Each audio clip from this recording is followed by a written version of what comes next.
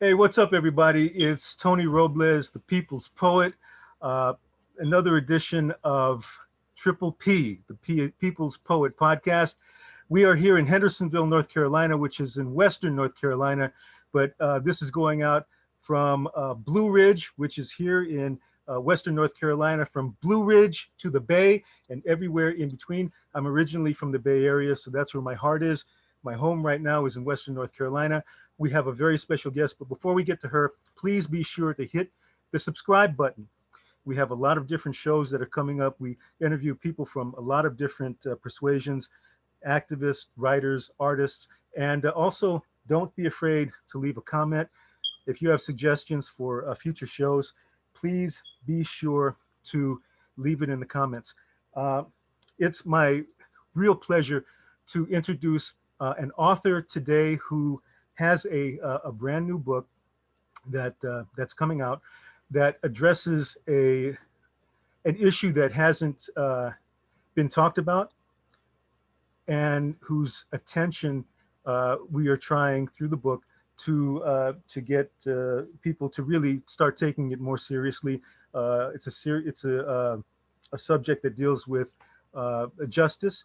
Um, Liza Gino is a author who is based in the San Francisco Bay Area. She lives in Daly City, and her brand new book is called Imelda's Secret. And let's welcome Liza to our show. Liza, how you doing? I'm doing well, thank you. Nice to see all of you. Thank you so much for supporting Tony Robles' show. Hey, I appreciate it. And now, Imelda's Secret is a book that's it's fiction, but it's based on true accounts from family and friends about the Japanese occupation of the Philippines, and it's written into one storyline. It's not just another like war story, but a story about redemption and a story about strength of what was termed euphemistically as comfort women. Can you talk about what the story what the story is about and what made you write the book? Well, the story the the story begins with events that happened shortly before World War II, and during World War II, the Philippines and Pearl Harbor were attacked basically on the same day. They say it's December 7th in Hawaii, but it was December 8th in the Philippines, but there's a 14-hour difference. So it's the same day. Oh, I see. Yeah. Little known fact. So anyway, the comfort women is a euphemism for sex slaves. And there were a lot of them all over, about more than 30 nations were have women that were subjected to this. They were forcibly used as military supply for the military men, and they they were tortured. They were used as sex slaves. About only 10% of them have survived this. But I don't know if you call it surviving, because 40 years, my book jumps from the war to 40 years after, when it's still talking about these two cousins who are still grappling with the effects on the war on them. I mean, they were considered very affluent, very rich, but yet they were subjected to being a comfort woman. And yet, in spite of their status and everything, they still have to deal with the trauma. And so what I'm trying to do is address the trauma, the experience of these women, because even though it's been 40 years, they're still living it. And some came out, some kept it, and those who have the secret are those that are reliving their trauma and heavily damaged to their psyche because of this. Yes. In reading the bits that I have of the novel, and also some of the things that I found online, apparently there were 400,000 so-called comfort women in 30 countries, and that you were saying they were part of the supply chain, sex trafficking, really, and that I think you're trying to draw a parallel that we need to remember this. because we've been living in denial. There have been all these women that were tortured, that underwent this trauma, that haven't received justice, and that it's still going on right now. Yes, sex trafficking is still very, very prevalent. In fact, they refer to it as the underground railroad. That's what they call it. So similar to the comfort women, wherein they had comfort stations done by train. Now we have the underground railroad. So in Imelda's Secret, and I see that you have in back of you in the background, that's the cover, correct? Yes, this is the front, and this is the back. Okay. And if you could maybe point out, I think just maybe give the name of the artist, and then what, because you a little earlier you were kind of telling me what the symbolism was, of the art. If you can maybe just touch on that a little bit. Okay, well, so this was done by Angelique Clarice Lata. She did a really good job, because what I'm trying to show here is that Imelda, the one on this side, on the left side, is Imelda in the 1980s. She's elegant, she's strong, she's fierce. But if you tear off this side, it'll reveal the Imelda of 1940s, the sex slave, the comfort woman, the one that was abused, tortured, and all that. And then on the back, I have a mosaic. So this is Imelda transformed. So Imelda is now naked, wearing the truth. There's nothing else she can do but bear the truth. And the comfort women are almost like, you could liken them to the stoned woman. You know how women are stoned for stupid things, for taboo, for ignorance, and all those stuff. So this is the mosaic represents the stone that were hurled at her, the insults, the scrutiny, all of that. And so now she's wearing it on her back like proud jewels. So this is Imelda transformed. I know that that's been an issue in the Philippines. It's been an issue in San Francisco, where there was a monument that went up in honor of the comfort women, and it caused friction between San Francisco and the sister city of Osaka, Japan. I think they severed that relationship. Can you talk a little bit about 1991? There was a Korean woman who was a former comfort woman, Hak Soon Kim, and I hope I'm pronouncing that correctly.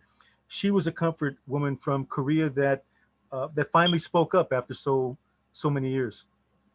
Yes, she did speak up. And then the year following, 1992, our own Filipina, Rosa Hernandez, I forget. Rosa, I forgot her.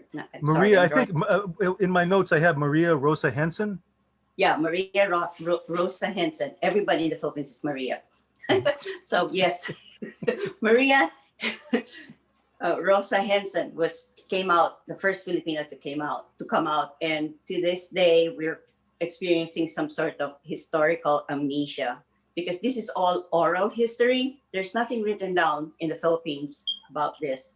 It's all oral history, and you can refer to Lila Filipina in the Philippines for this, or you can refer to the Comfort Woman Justice Coalition, which is here in San Francisco.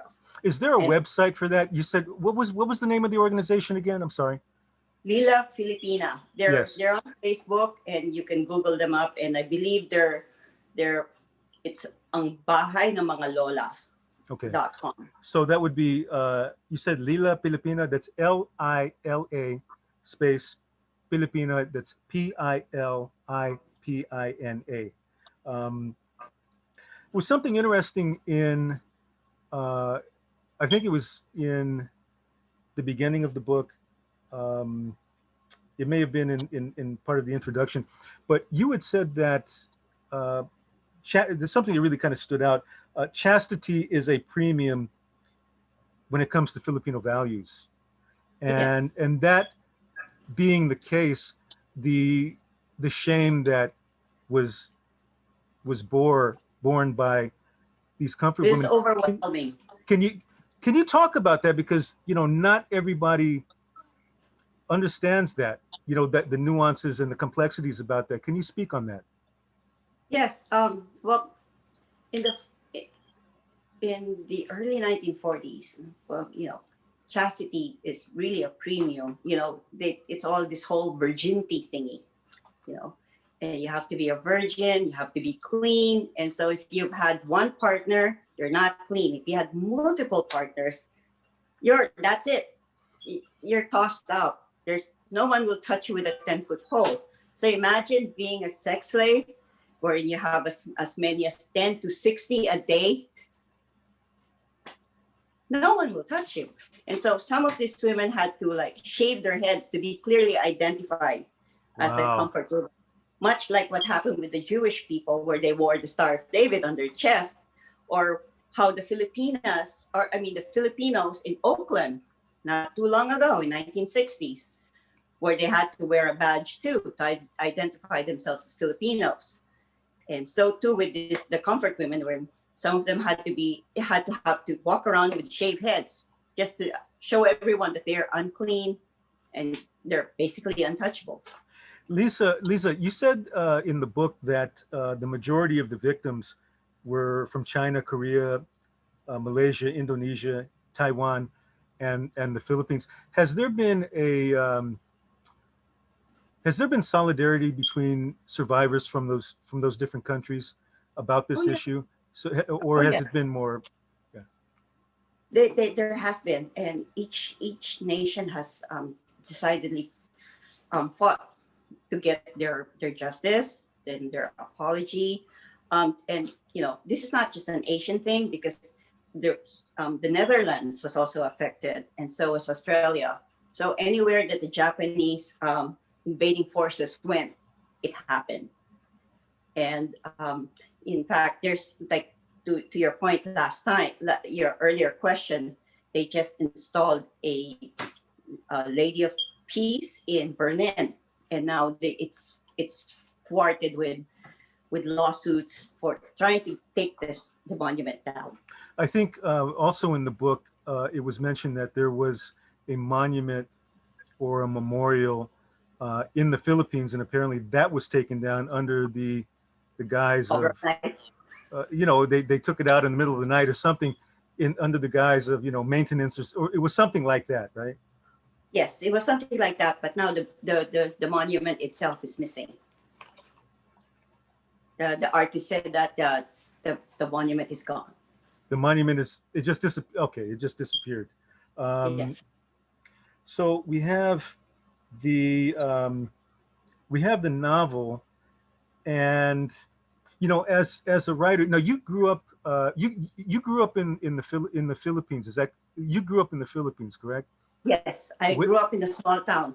in a small town, and you went to Diliman. Yes, I went to the University of the Philippines in Diliman. Did you study writing there, or? Oh no, I've been writing since I was a kid. In fact, my first poem was written when I was only in fifth grade in a nationally distributed magazine in the Mhm. Philippines. Really? Yeah. So yeah, I was just bringing up Diliman because I went to the Philippines for the first time about four years ago, and one of the places that I went to was Diliman, and that was incredible experience. There was a writer there that I met. He's a professor. Oh, can you hold on one second? Hold on.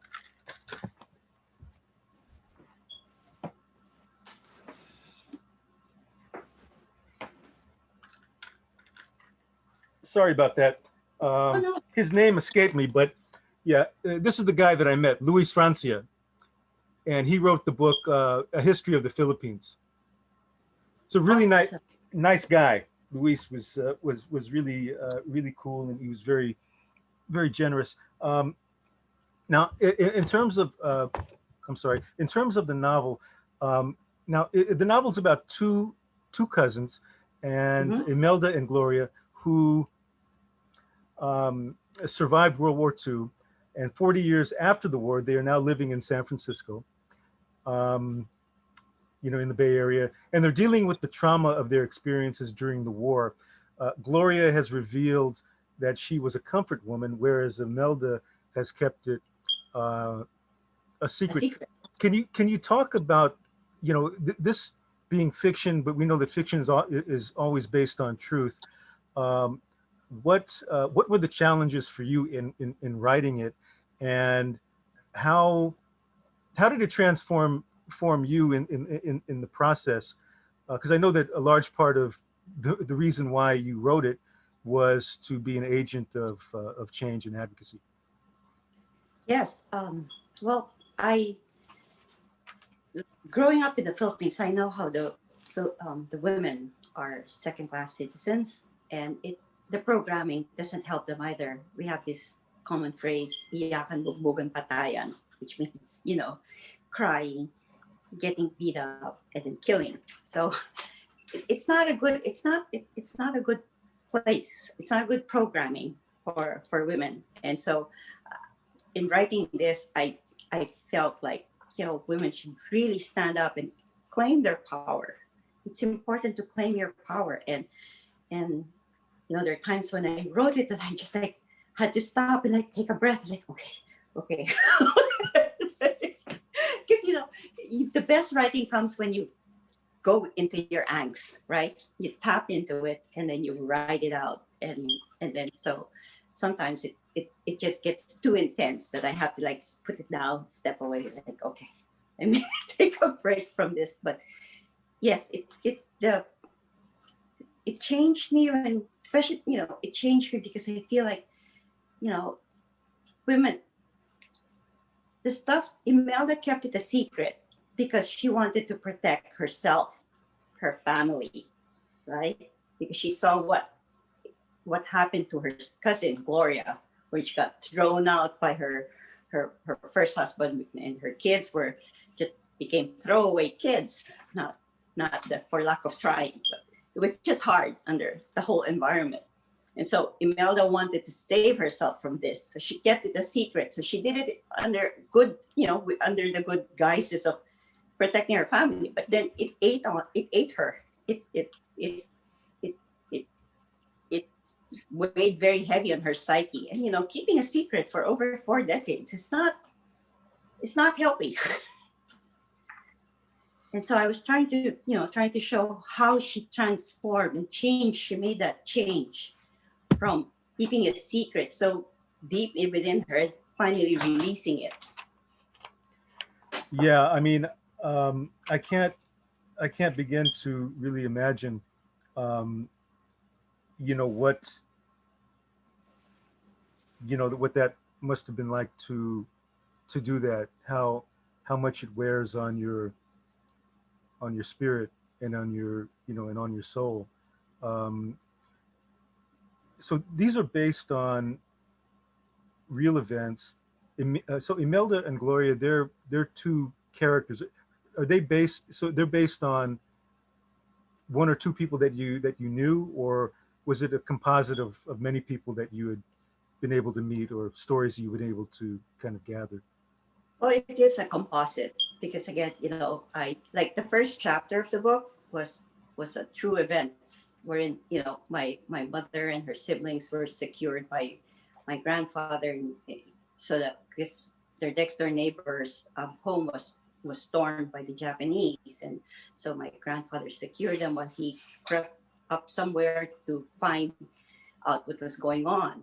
And so these are true events. And but I didn't want it to be like some kind of anecdotal stuff like, oh, this happened there, that. So I had to write it into one cohesive storyline, and I felt that this is the best presentation of what happened and how women are trying to deal with the issue on hand. Yeah, I mean that first chapter was very intense. You had the silang, is it basement, the basement, Yes, and Silong. Yes. silong, and then you had what they called the dirty kitchen. Hide in the dirty kitchen first. We had Betty Ann Carino on as a guest a couple of weeks ago, and she was talking about growing up in Tarlac, and she called it the same thing.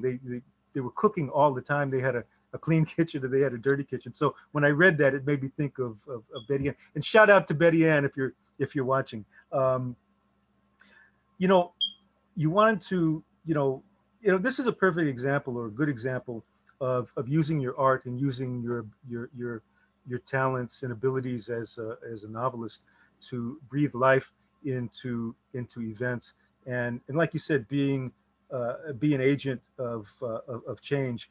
What specific things do you want to accomplish with this novel? Because part of the reason we're doing this podcast is to help bring publicity to it. What would you like to see as a result of your work? Well, I would like to see, I would like to bring awareness to the comfort women that they still struggle today. In the Philippines, we used to have 12 survivors. Two of them passed away early this month. And they are not getting funding. The only funding they're getting are through private sources. And you can imagine with COVID and all that, that is quickly drying up. There's not enough to sustain them. So, you know, um, I would like people to look up Lila Filipina and see how they could help. Because this, they're strong women and they're not lying around saying, crying out, oh, I'm a victim. But I believe that they need support. And I believe that everyone, especially women, should know that, whatever happens to them, it's not their fault, but they can always rise up. They can always rise up, claim their power, and move forward. Another part of the book too that I notice is that you have a list of resources that are available, including the National Sexual Assault Hotline, National Domestic Violence Hotline, Comfort Women Justice Coalition. You also have Violence Against Women hotlines in the Philippines, Philippine Commission on Women. There's a whole lot in the book in terms of resources and how people can actively get actively involved. Self-care for the reader. You have a section here. The stories in the book depict violence and torture. It may be useful to examine how you as the reader may be impacted by the book's content in mind, body, and spirit. And after reading the book, you might find it helpful to engage your senses with soothing activities such as coloring a pattern with crayons or markers, and taking a walk or dancing, cooking, praying. So all these things have to do with self-care, and it's great that you've included that in the book. Um, I wanted to ask you if you would be okay with reading an excerpt from Imelda's Secret. Oh, yes, most definitely. Okay. Um, I can read one. It's going to be short, Okay. but I think it's the most powerful part in the book. Let me get to that page.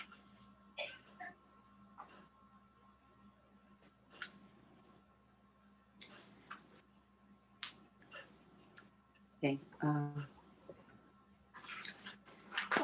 I'm sorry, I lost my. Oh, here we go. Oh, it's okay. Just take your time. Okay, here we go. So um, later on, Imelda lit the candles while Adele handed out rosaries to those who did not bring one. They began to pray the rosary solemnly. They sang Fatima songs accompanied by someone playing the guitar. When they finished, the women took the time to talk about how Gloria helped them. There was such an outpouring of love that there was not a dry eye in the room. Imelda looked around the room. They all love her, she thought to herself. She felt a warmth developing from deep within her. The circle of family and friends was an intimate group who genuinely cared for each other. Imelda avoided this group because she did not want to be identified as one of them, the comfort women. Imelda was surprised about how much they genuinely cared for Gloria. Their shared history drew them together, and their advocacy sustained them. They were not crying about being victims, but about what they have done in spite of it, that they are not the blight, but the answer. Wow, that's very powerful, and so poignant. And just to go back to another part of the book, you have here that it is not important that the horrific history of Japanese military sexual slavery system occurred decades ago. In fact, this is not the issue relegated to history, as the UN High Commissioner for Human Rights has stressed. Um, it is a current issue as human rights violations against these women continue to occur, as long as their rights to justice and reparations are not realized. That's another thing I wanted to ask you, Liza. The issue of reparations. I know that you want to bring awareness and you want to bring ultimately justice. Um, in terms of reparations, what in your mind might that look like? Because we know that the Holocaust victims received reparations. African Americans are looking to receive reparations in different parts of the country, and become uh, that's become a dialogue in different parts of the country. What might that look like, just in terms from your point of view? Well, from what I've researched, the reparations that were paid during for World War II to the Philippines was mostly for infrastructure. For the bombed out buildings, and the men, most, but not to the women. Mm. So they got nothing. So it because I know, I mean, I'm not a scholar on World War II, or a scholar on World War II in the Philippines, but from what I understand, the destruction that happened in the Philippines was perhaps worse than what would happen in many parts of Europe. And I guess a lot of the aid that went to rebuild Europe, a lot of that that aid, a lot of the aid didn't go to the Philippines, right? Um, and So wow, so there wasn't any reparations for the women that suffered under that No, system. no. Wow, and I understand that in Japan they don't that's not in their it's not in the textbooks, and they've also made sure to lobby to make sure that it's not in the textbooks here, right? Yes. Right. In fact, well, actually, that's where we can thank the Comfort Women Justice Coalition. They were able to come up with a book, which is now available to middle school students, so that they would have awareness of the Comfort Women. It's part of their curriculum now. Although we cannot say the same thing for the Philippines. In fact, like I said, it's the Comfort Women only exist in oral history. There's nothing written down. It's not part of our history, our written history. Wow. So that Oh, brings up. may I add? Oh, go ahead. Yeah. So there, the Lila Filipina is trying to put together a museum on the Comfort Women, but they don't have the funding to even just digitize all the historical testimonies that they have. So they're really trying their best to preserve all of this information before we lose the remaining 10 Comfort Women. And again, that's Lila Pilipina. That's Lila Pilipina, Pilipina. So they're taking the lead on that, or they're doing significant work in order to make sure that we do not forget. Um, Yes. and the Comfort Women Justice so that's part of, or in conjunction with, the Comfort Women Justice Coalition. They're part of that. Yes. No. Well, no. They work together. Hmm. They work together. They they they try to support each other. Oh, I see. I see. And okay, so the release of Imelda's Secret is scheduled for November the 20th, which is coming very soon. Now, the pre-orders happened a couple days ago, on October the 20th, and tell us why that pre-order date was significant. Well, that was the start of the liberation of the Philippines. Okay. That is when General MacArthur, true to his word, says, I shall come back," or not the Arnold Schwarzenegger one. Oh yeah, I'll No, be back. he did come back, Yeah. and so he landed in Leyte, and he started his campaign to liberate the Philippines. So that was okay. So that was October 20th, Yes. 19. You said October 20th, 1944. No, 1943. 19. Oh, World War ended in September 3rd of 1945. yeah. I mean, it goes to show how important this is to to remember history, because if we don't remember it, we're just gonna end up repeating it. Now I know that the two countries, Philippines and the U.S., we're very much intertwined in our history, going back to 1889. Being that we are still in Filipino American History Month, can you talk to us just about the connection with this issue with with the significance of Filipino American History Month? If I mean, Well, if you can, I don't want to, no worries. Yeah, I had to do a lot of research for this book. And as you know, the Bataan March happened in 1942, and that is when MacArthur had left the country, and he issued his standing order that he will come back to liberate the Philippines.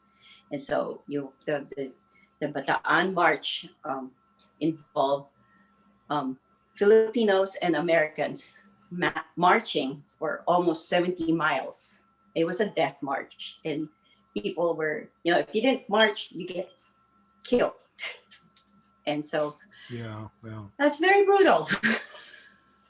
And that's why the Philippines, the Philippines, well, the reason why the Japanese came after the Philippines in the first place was because we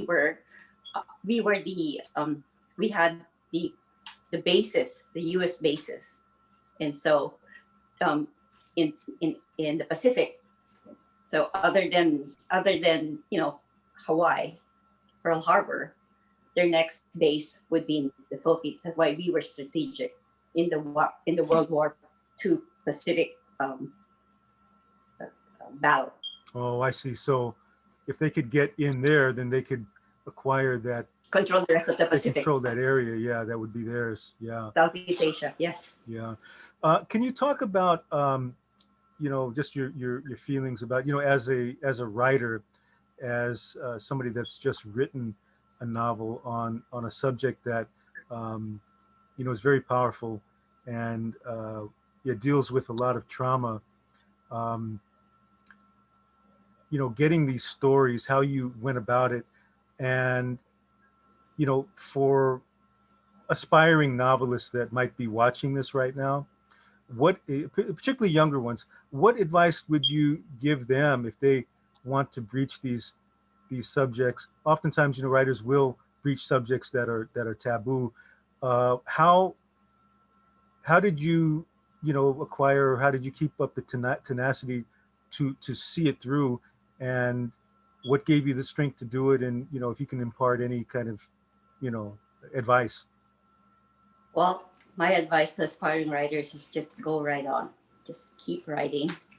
Uh, write from your heart, and um, my my my my choosing to write about the comfort woman is not an easy subject. As yet, it's fraught with taboo, and it's very political.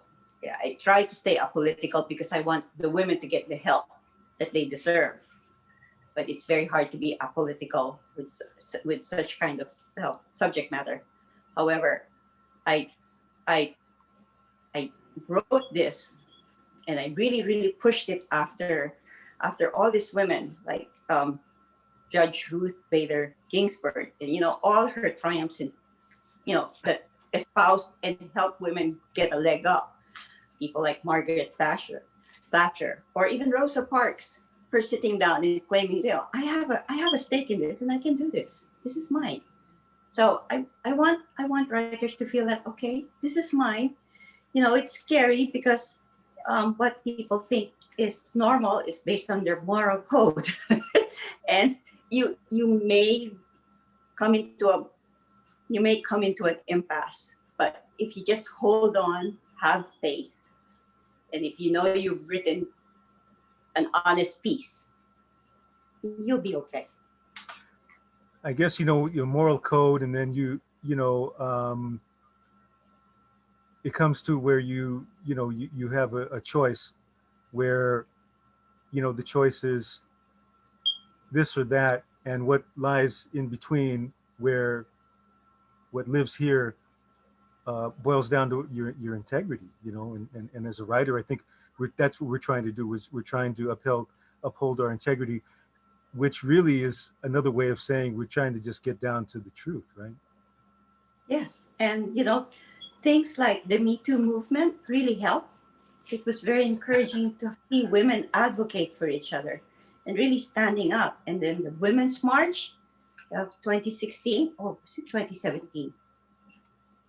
In January, when they started the first Women's March, that was that was great. I was at the one in San Francisco, actually, the one in Civic Center, the one that was all, downtown. I was in that one. All things.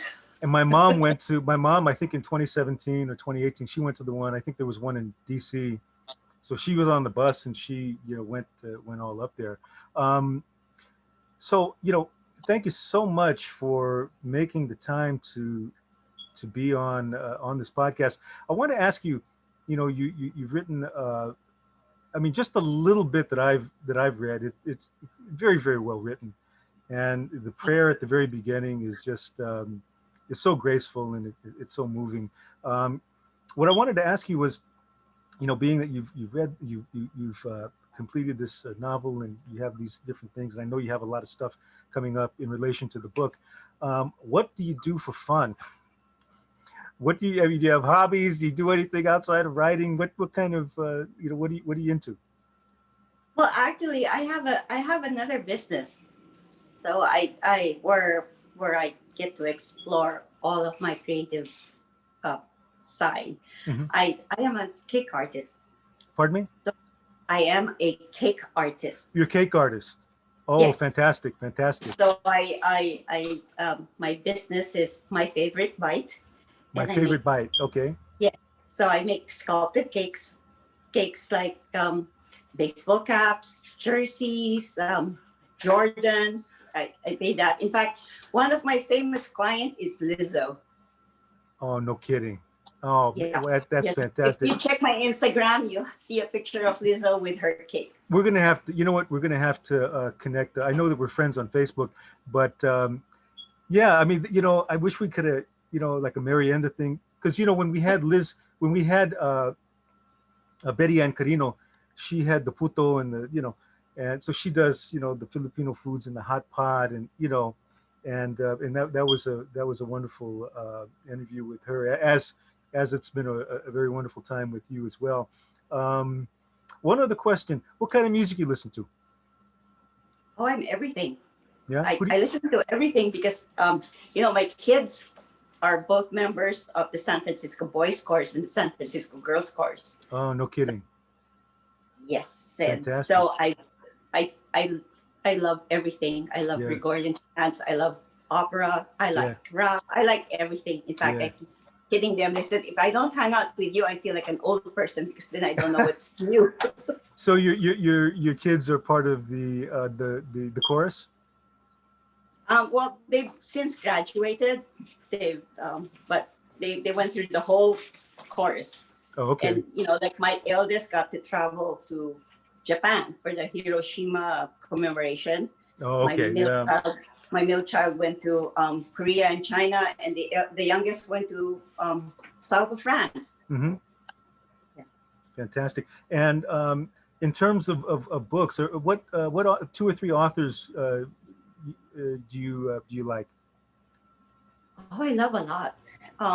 The book that really was my first favorites were Shogun. Hmm. I read the whole 1,000-page Was that book. James Clavell? Yes, that's James Clavell. I tell you, they made movies out of that. I think they. Yes, they did, and Yeah. they were not true to the. It's hard. It would be difficult to be Was that? true to I that. think that was Richard Chamberlain.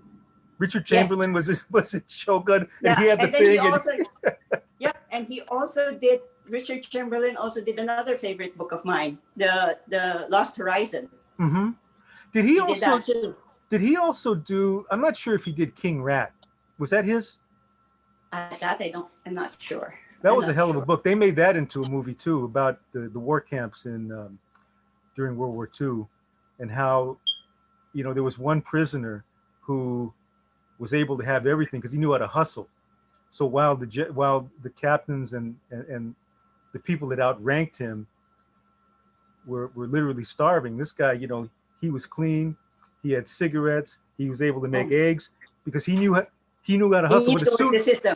yeah, but as soon as that war, as soon as they were liberated, he was back. It was like that last scene. He was, hey, get over here, you know. But Yeah. so And then so Dostoevsky. I love classics too. So like Dostoevsky was another one. Brothers Karamazov. and what was You the know, other one? finally The died. what was the other one where the guy he kills his landlord? Um, Was that? was that was that John Smith? No, No, it wait. was Dostoevsky. It wasn't Notes Uh, from Underground. It was oh, I forget. It was one of his. but I read most of his books, and they're all so dark, and I understand why. Because legend has it that he was supposed to be executed, and so he was with a whole bunch of other people, and the news was already on their necks, and at the very last minute, someone rides in and said, "You've all been forgiven." He got a reprieve at the very end. He got a reprieve. They got a reprieve, and then some of a couple of prisoners with him couldn't stand it because it's mental torture having to like prepare yourself to die, very much like in the section of Mariko in Shogun, where she was like vacillating, trying to because she was going to commit harikiri. So these prisoners jumped to their death because I'm not having this. Well, if you see pictures or I guess pictures or drawings of Dostoevsky, you said he's very dark, but God, he looked like a depressing guy. But gosh, that guy can write. I mean, he was just. I Yes. thought he was fantastic. So the release of the book is going to be November 20th. Where do people go that want to get your book? I guess either print or ebook. Well, the ebook will be in Amazon, Mhm. Amazon Kindle, and Okay. then the print you can get it. For sure, it will be released on November 20. So if you go to imeldasecret.com, you can get it. In fact, if you sign up, if you text iSecret to 22828, you will be able to get a $5 coupon. And all the other big booksellers like Target, Amazon, Barnes and Noble, they will come online later. Hopefully before the holidays. So the big box folks will have it eventually, right? Pretty Yes, soon. So yes, you said imeldasecret.com. yes. So for those of you who want to get this wonderful book, imeldasecret.com. I haven't read the whole book, but I can tell you right now, the parts that I have read, it looks like a very wonderful read, a very informative read. And please support our authors. If we don't tell our history and our stories, somebody else is. And when that somebody else does tell our story, they really forget the essence and the heart and the truth of our community and the things that we are supposed to know. So again, Liza, much appreciation, much love and respect to you for writing this book. And as we have about maybe 6 or 7 minutes left, is there anything that you want to leave our audience with? Well, first of all, I want to greet everyone. Happy Month, Filipino American Month, History Month. That's happening, and especially here in the Bay Area. And I would love everyone to support the book because I really want to create awareness, not just domestically, but globally, because this is a global issue. We need to understand that women are not commodities that can be passed along, treated, or used. We are human beings. We earn the right to live in this earth and to be who we want to be and claim our passions, claim our ideas, claim our future. Women have to claim their power. They need to be empowered and advocate for each other. We can't just run. It's not a foot race, and we're not competing against each other. We need to be solid. We all need to get together and advocate for each other because that's the only way we can accomplish this. And Liza Gino, I think you've accomplished this.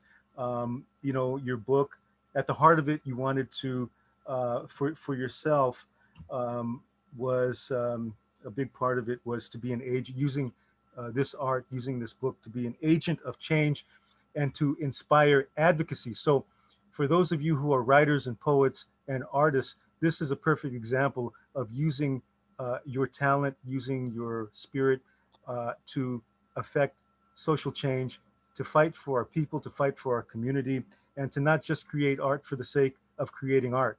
This is a perfect example of using that to that end, the art with a purpose. Um, Again, imeldasSecret.com. The release of the book is going to be November the 20th. Um, the book, the pre-orders began on October the 20th. Now the pre-orders, were the pre-orders for the ebook, or was it for the print book, or was it for both? For both. For both. Okay. Yes. Again, imeldasSecret.com. Again, Liza Gino, thank you so much for being on Triple P, the People's Poet podcast. Great to have people from the Bay, living down here in Western North Carolina, but you know, my heart is always in Frisco. But like I always say, Triple P, People's Poet podcast, from Blue Ridge to the Bay and back and everywhere in between. Thank you so much. Much love to you, and much success with Imelda's Secret. I hope you sell every single copy, and I'm sure that the people who read this are going to be inspired to at least have this dialogue, to bring it into their consciousness, and perhaps to work towards social change and really work to make their communities better and to respect people and to respect their stories. Actually, it's all about kindness. We just have to be kind to each other. That's right. That's right. And again, like I said, thank you so much. And until next time, again, this is Tony Robles. And, you know, for Liza Gino, thank you for tuning in to the People's Poet podcast. Be sure, again, hit the subscribe button. Also, leave a comment. I would love to listen to or read what you have to say. So till next time, take care. Bye. Bye. Thank you. Okay. So what I'm going to do is I'm going to upload this, Liza, and then I'm going to upload it. I hope I did okay. You did fine. You did fine. I'm going to upload this onto YouTube, and it'll take maybe an hour because it's a little slow. But I'll send the link to you and just post it here, there, and everywhere. Share it everywhere. Post it here, there, and everywhere. You know. But I'll get that to you today. And no, you did great. You look wonderful. The way you had that set up, you know, in the background, you had that was really great. What I'll do is when I post it, would you like me to post, you know, wherever I post it, I could post a link to your website, or did you want me to put the link? Okay, all right, because I want you to make sure to, you know, that people know where to go to get the to get Imelda's Secret, to get the book and everything. Awesome. Thank you so much. Again, I feel it's almost like a calling. Hey, you know what? I'm curious about the cakes. Actually, you know what? We can actually do another one of these, and you can talk about your cake business. I mean, we can do another one. I mean, that's fine. We can. Thank you. The cake I did for Liza was her butt. Are you It's a butt cake. You know how she's always all about your butt, right? Yeah. It's all about her butt. She moons people during her concerts. So she had a butt cake. And one cheek was chocolate, the other one was vanilla. Wait a minute, one cheek was chocolate and was vanilla? The one cheek was vanilla and the other cheek was chocolate. She had to have both flavors. So hey, man, too much. Check out the Instagram. My favorite bite. My favorite bite. Okay. Yes. But you know, the little bit that I read of the book, I read the first 2 chapters, and it really draws you in. I mean, I know that first chapter was like, oh, damn, man, you know, it's like you kind of just, you know, got straight into it.